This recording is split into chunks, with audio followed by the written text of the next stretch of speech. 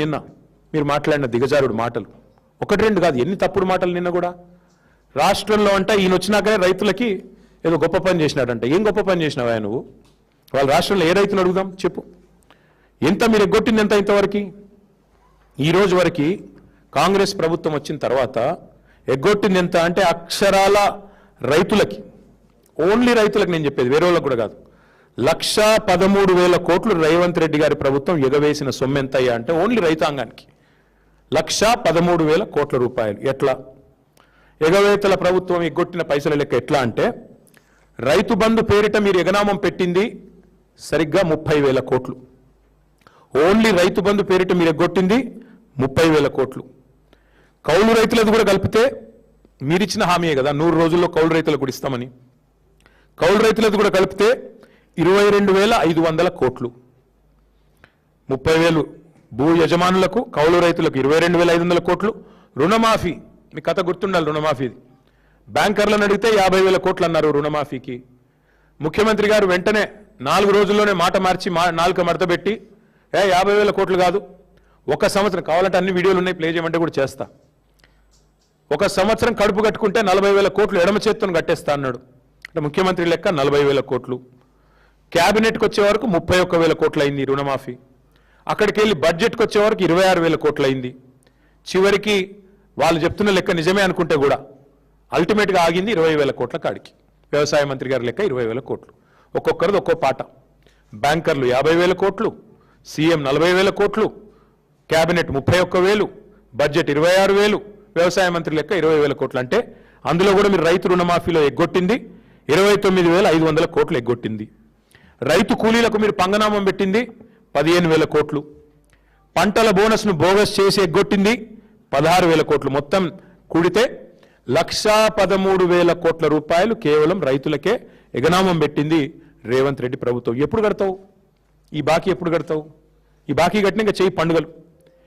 ఇంకా అట్రఫ్లాప్ సినిమాకు అర్ధశత దినోత్సవం చేసినట్టు అన్నదాతలను ఆగమాగం చేసింది చాలక మీదికెళ్ళి ఇంకా సభలు, సదస్సులు, వీళ్ళందానికి మళ్ళీ అందులో స్పీచ్లు, వాటికి కిందికెళ్ళి సీటీలు, ఇంకాదు పేపర్ యాడ్లు.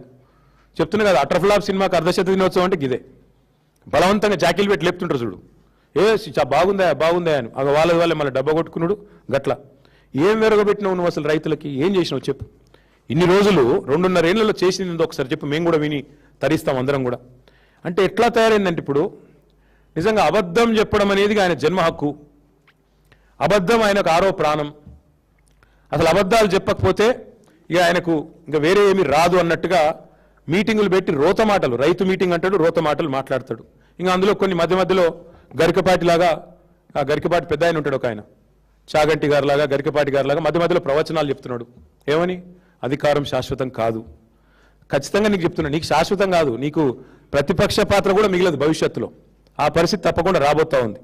ఇంకా విచిత్రం ఏంటంటే అసలు 22 మార్చ్, ఎక్కువ రోజులు కూడా కాలేదు, ఈ సంవత్సరమే 22 మార్చి నాడు చెప్పాడు రేవంత్ రెడ్డి గారు యాసంగి పంటకు సంబంధించి, యాసంగి రైతు బంధుకు సంబంధించి 45 రోజుల్లో మొత్తం రైతు బంధు వేస్తా అన్నాడు.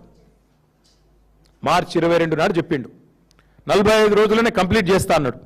100 రోజులు అయిపోయింది. మరి 2 ఎకరాలకు వేసిండు, చేతులు దులుపుకున్నాడు, అయిపోయింది, పారిపోయింది, మళ్ళీ పత్తలేడు. మళ్ళీ నిన్న చెప్తా ఉన్నాడు 9,000 కోట్లు. నాకైనా ఇంకొక అనుమానం వచ్చింది నిన్న, కొంతమంది మిత్రులతో మాట్లాడినా. మరి రాష్ట్రం దివాలా అంటాడు, బనీన్లకు పొక్కలు ఉన్నాయి అంటాడు, మొత్తం ఆగమాగం అయిపోయింది అంటాడు, ఊపర్ షేర్వాణి అందరు పరేషాని అంటాడు. మరి రాహుల్ గాంధీకి మాత్రం 1000 కోట్లు ఇస్తా అంటాడు. నాకు అది అర్థం కాదు. రాష్ట్రం దివాలా ఎట్లా? రైతు బంధుకు పైసలుండవు ఎట్లా? రిటైర్డ్ ఉద్యోగులకు పైసలుండవు ఎట్లా? పిల్లగాళ్ళకు ఫీజు రీయింబర్స్మెంట్ ఇచ్చేందుకు పైసలుండవు ఎట్లా? దేనికి పైసలు లేవు, నన్ను దొంగను చూసినట్టు చూస్తున్నారు, అవన్నీ డైలాగులు బాగానే ఉన్నాయి. మరి రాహుల్ గాంధీ కాడికి వచ్చే వరకు మాత్రం అవసరమైతే 1000 కోట్లు ఇచ్చేస్తా. ఎక్కడి నుంచి వస్తున్నాయి 1000 కోట్లు మరి రాహుల్ గాంధీ కాడికి? ఇంకా విచిత్రమైన మాటలు ఆయన మాట్లాడుతుంటే ఆయనలో నిజంగా ఒక అపరిచితుడు ఏమైనా దాగి ఉన్నాడేమో, ఈ మనిషికి ఏమైనా మానసికమైన జబ్బు ఉందేమో అనుమానం కూడా వస్తూ ఉంది మాకు ఆయన మాట్లాడుతున్న మాటలు. ఎందుకంటే పరస్పర వైరుధ్యం ఉన్న మాటలు. అప్పుడే ఇట్లా అంటాడు, అప్పుడే అట్లా అంటాడు. ఆయనే చెప్తాడు ఇంకోది, అవసరమైతే ఒక్కొక్క రైతుకు 10 లక్షలు వేస్తా ఖాతాల్లో అంటాడు. మళ్ళీ అప్పుడే బీదరుపులు అరుస్తాడు. అప్పుడే అప్పు ఉడతలేదంటాడు, కానీ 4 లక్షల కోట్లు అప్పు చేసిండు. కేసీఆర్ ప్రభుత్వం మొత్తం 2,80,000 కోట్లు అప్పు చేస్తే 10 ఏళ్లలో 2.5 ఏళ్లలోనే పూర్తి స్థాయిలో మరి 4 లక్షల కోట్ల అప్పు చేసిండు రేవంత్ రెడ్డి గారు. ఇలా 3 పంటలకు రైతు బంధు ఇవ్వాలని చెప్పి మాట్లాడిన మొనగాడు ఇవాళ ఆయననే 4 పంటలకు ఎగ్గొట్టిండు. ఇప్పుడు మాట్లాడుతూ ఉన్నాడు పెద్ద పెద్ద మాటలు రైతు బంధు గురించి. ఇంకొక మాట నేను అడుగుతా ఉన్నా, చర్చ పెడదాం రా అంటాడు. చెప్పు, మేము రెడీగా ఉన్నాం. అసెంబ్లీలో పెడతావా? అసెంబ్లీలో పెడతావా? ప్రెస్ క్లబ్లో పెడతావా? లేదా నీ జూబ్లీ హిల్స్ ప్యాలెస్కి రమ్మంటావా? కట్టినావు కదా 200 కోట్లతో బోడీ పెవిలియనో ఆడ పెడతావా?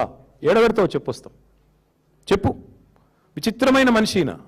అప్పు పుట్టట్లేదు, పైసలు లేవు అంటాడు. కానీ 200 కోట్ల రూపాయలతో అందాల పోటీలు నిర్వహిస్తాడు. 200 కోట్లతో పిల్లలతో ఆయనకి ఇష్టమైన ఫుట్బాల్ ఆటలు ఆడేసుకుంటున్నాడు మెస్సీనో పిలిచి. 5 కోట్ల రూపాయలతో ఆయన ఫుట్బాల్ ఆడుకోవడానికి గ్రౌండ్ కట్టుకున్నాడు.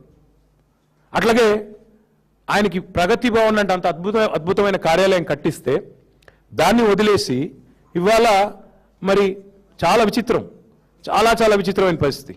ఆయన అంటాడు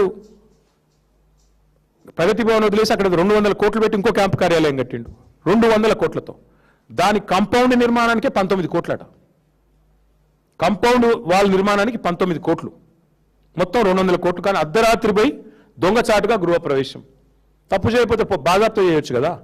అర్ధరాత్రి గృహప్రవేశాలు ఎందుకు మీరు మీ శ్రీమతి? అదే ప్రైవేట్ ఇల్లులాగా. అంటే ఎంత చండాలం. అందుకే అంటున్నాను నేను, ముఖ్యమంత్రి విసిరిన సవాలుకు నేను రెడీ. మా పార్టీ తరఫున నేను వస్తా. చేసేదే చెత్త పాలన, దాని మీదకి వెళ్ళి చర్చ అంటాడు. వెల్కమ్.